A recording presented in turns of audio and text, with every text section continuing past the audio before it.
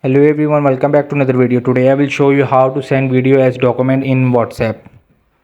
So for this you will have open the WhatsApp app on the Android device.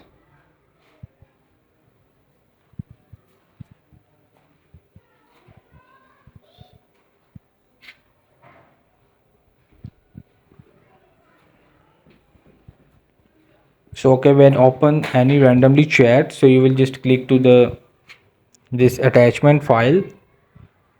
So there is the document. So you will have to click to the document. So from there you can choose from gallery. You can recently upload it and you can choose from gallery. You will select the video and it will be converted automatically in PDF and sent as documents.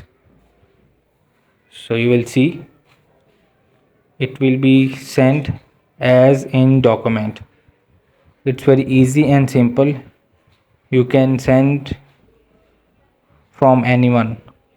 Hope this video helped you. Please don't forget to like and subscribe and get notified for more videos.